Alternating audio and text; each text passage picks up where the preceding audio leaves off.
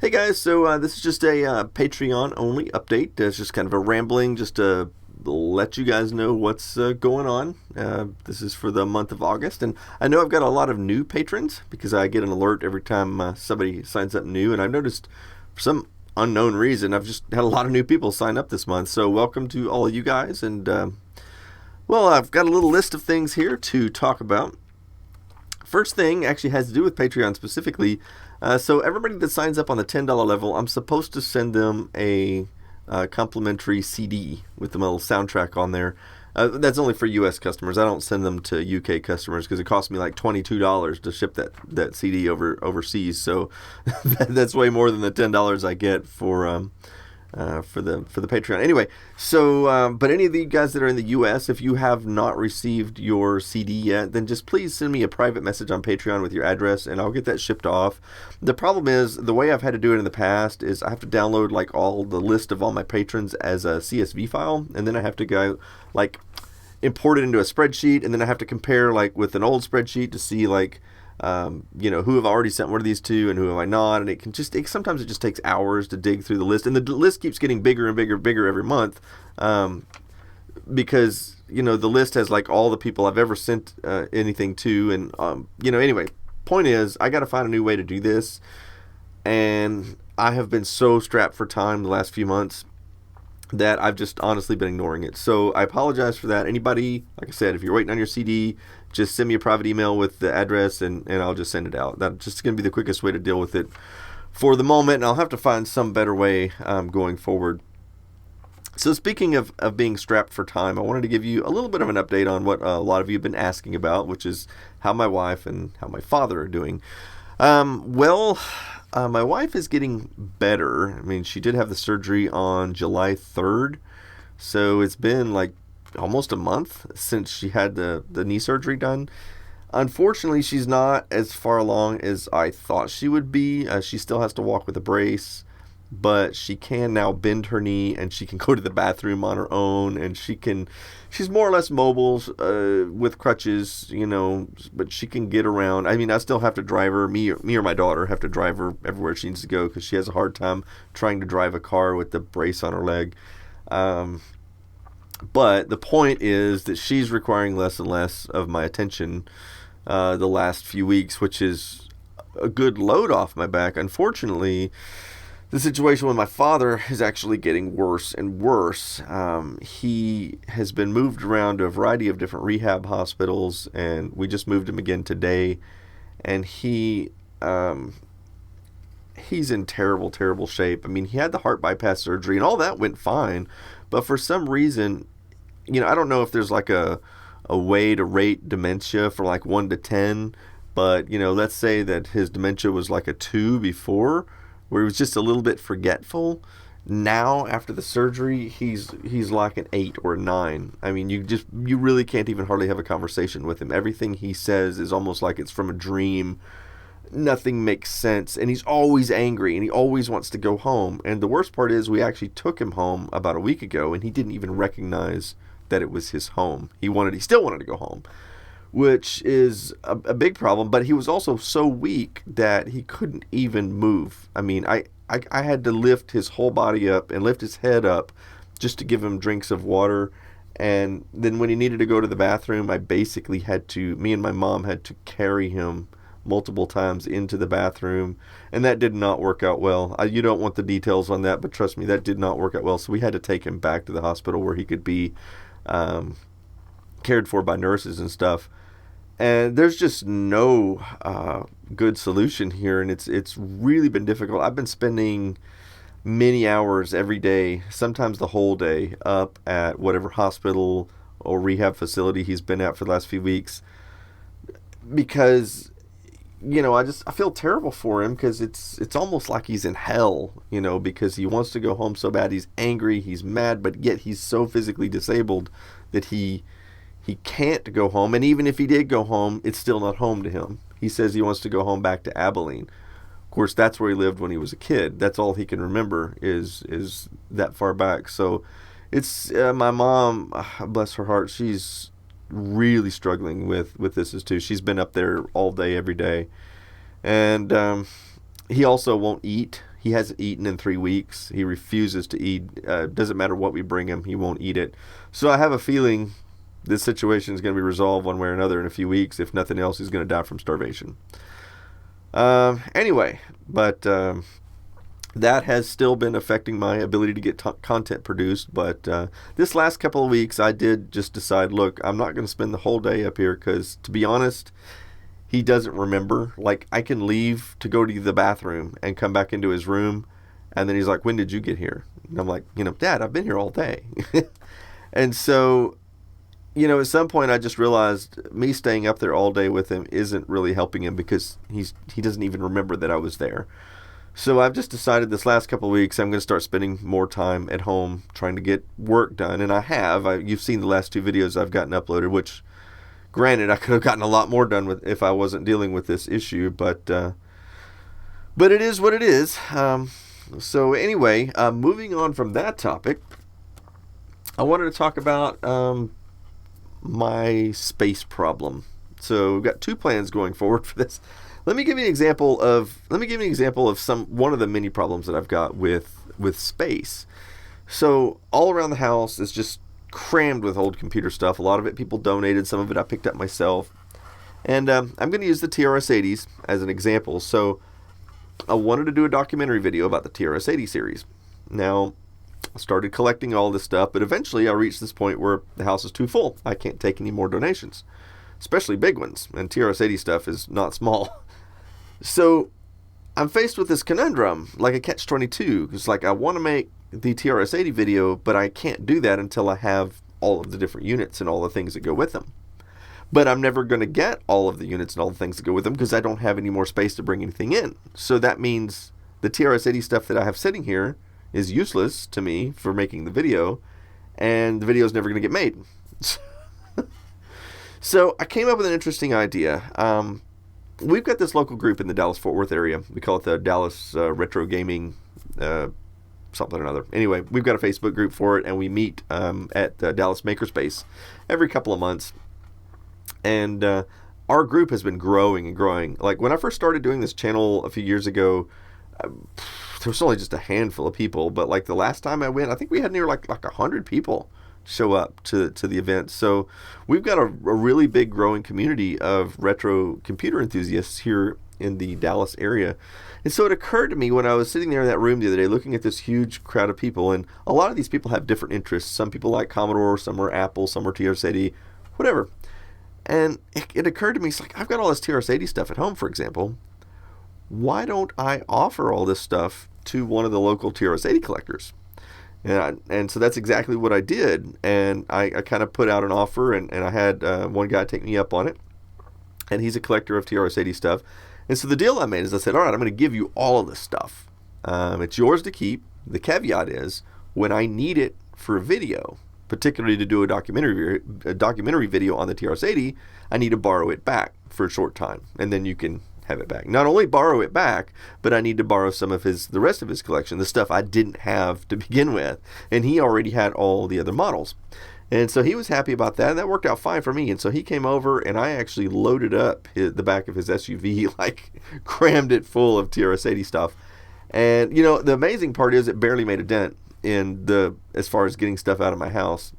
But yeah, all the TRS-80 stuff is gone, and when I am ready to do the video on that now, I'm going to be able to, because I'm going to have access to all of his collection as well.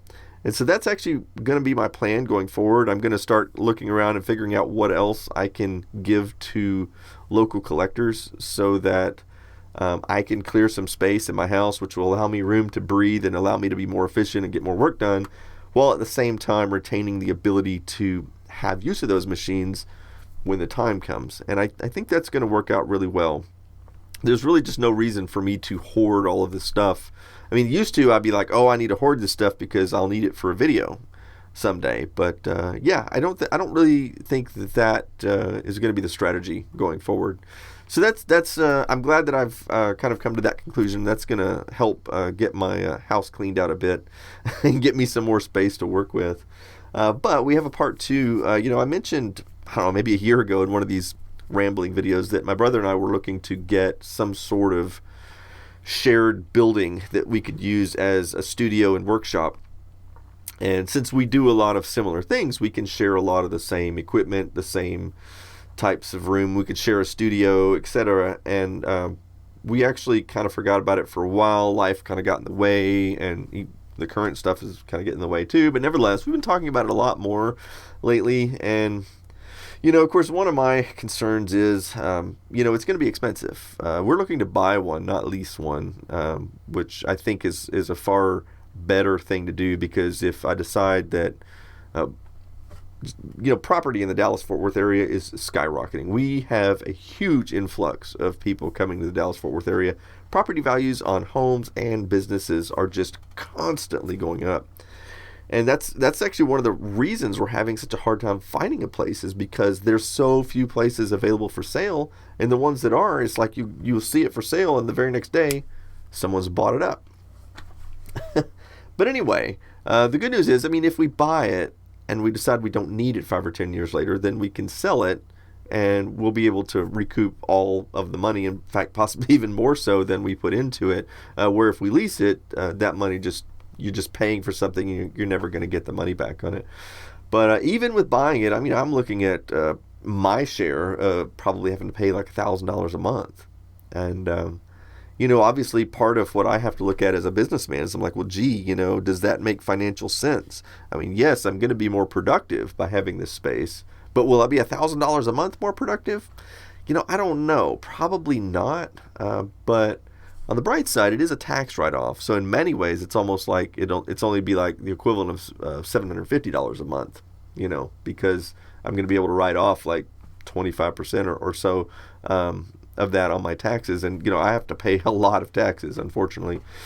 So anyway, yeah, we might be getting a building. We've looked at a few, and they weren't quite big enough. And then the ones that are, it seems like the buildings are either they're either too big or not big enough. We're really having a problem finding one about the right size. I think 3,000 square feet would be about the right size for what we need. I wouldn't need that much just by myself. I could probably get away with 1,000 or 1,500 square feet, but the two of us together need about 3,000 square feet. We could probably get by with 2,500. We looked at one that was 2,000 and thought, well, that might be big enough. We're not sure. But anyway, if anybody lives in the Dallas-Fort Worth area and you got any ideas of someplace that is for sale, it's around that size, hey, let us know. Anyway, what else are we going to talk about? So, yeah, some updates on the Commander 16. So this project, literally leaped forward the last month. I had a plan, and my plan was good. We were going to get it done under my plan, but, for one thing, we brought this guy named Michael Stile onto the project, and he had never even heard of it before. I managed to locate him because I was looking for someone to help me understand some kernel issues. And boy, this guy, he knows that kernel like inside and out. And he has already made us a kernel, and it already supports PS2 keyboard input. It already supports the new Vera video chip that we're using, and he already wrote an emulator. He wrote an emulator in like a week, and it's not quite ready for public release, but we'll probably be releasing that soon. But anyway, Kevin also finished the first prototype board. We just got the boards in today. They're not populated yet, like there's no chips on them or anything, so we'll find out in the next few days if it actually boots, which I'm kind of crossing my fingers on that. I'd be really surprised if it boots the first time. But anyway, I think I'm going to be putting together a whole video about the development process up to this point. I hope to actually start on that video sometime this month. I really want to wait until the computer boots, even if it doesn't work right, even if it's unstable or whatever, but just to be able to plug the board in, turn it on, and see the logo screen. That alone, if we can get to that point, then I'll go ahead and do a video on it, because I think I'll have something interesting to show. And then I'll be able to explain to people all the directions that we decided to go and why we decided to go in each of those directions. So I'm really looking forward to that. There is one possible issue, though, that's still lingering. I finally managed to get a hold of Cloanto. Now, by the way, Cloanto, they're the people that own the rights to the Commodore 64 ROMs. Now, I tried to get a hold of them before and couldn't, and then I mentioned that in the video about my dream computer. And miraculously, the very next day, they called me back, and they were a little bit upset that I said that they didn't, call me back. But anyway, we talked, and things seemed like they were okay. And I told them at that time, I said, well, look, I appreciate you calling me back finally, but I don't think we're actually going to need to license the kernel because we're going to write our own. And that was still the plan going forward until I got Michael on the project, and he wanted to adapt the current kernel. And I was totally fine with that. I honestly just didn't feel like I was capable of doing that because I looked over that kernel source code, and it was like trying to read Egyptian hieroglyphics. So I just thought, for me, if I'm having to write the kernel, I'd be better off starting from scratch. But he seemed to think the better way forward would be to adapt the existing one. And I'm totally cool with that because that means even more compatibility with C64 and VIC-20 basic programs. So yeah, I was all on board with that, and he's managed to do it. But that means I have to call Kleanto back and try to get them to license us the kernel ROMs now. And even though it's not the same ROM because we're technically recompiling from the original source code, it's still more or less copyrighted. So we want to do the right way. Well, they still wouldn't answer me, and I went through this again. So I just every day I get on there and I would post, on their little contact forum every day, say I'm still trying to get in touch with you with this, and I would send them emails and I'd leave them voicemails. And after a few weeks, finally I got an email back, and this is a little bit concerning. So they asked me if I would write a couple of paragraphs describing my project that they could forward over to one of their partners who has an exclusivity agreement. Now, I had to read that a few times and think about what that meant. And it occurred to me that what it really means is that they've got another customer who's already licensing the kernel ROM, and that whoever that customer is, they have the option. Let me back up. They didn't say an exclusivity agreement. They said they had an exclusivity option. So this customer has the option to basically say, no, I don't want anybody else to license this right now but me. And so I know who it's got to be. I mean, it's got to be the Retro Games Ltd, the people that make the little C64 Mini that's out there. I mean, they're the only ones I know of right now that's licensing anything from Kleanto. So I wrote a couple of paragraphs and described our project, and I mentioned that it's not going to be compatible with the C64, so I do not feel like it would directly compete with products like the C64 Mini, because that product caters to basically gamers, people who want to play the games, particularly the games that come on board or games they put on themselves. But you're not going to find a lot of people wanting to buy that product to write their own code and tinker with the hardware and add things to it. And that's what the essence of the Commander 16 is for those people who want to code and tinker with the hardware. So I don't really feel like there's a lot of competition, and I hope they don't feel like there is either. But if we get denied, we'll know who the culprit is. It'll be the Retro Games. So let's hope that doesn't happen. I have not heard back. It's been a couple of weeks now since that conversation. I still haven't heard back. So let's hope that's not the case. Otherwise, we'll have to go back to square one and writing our own kernel.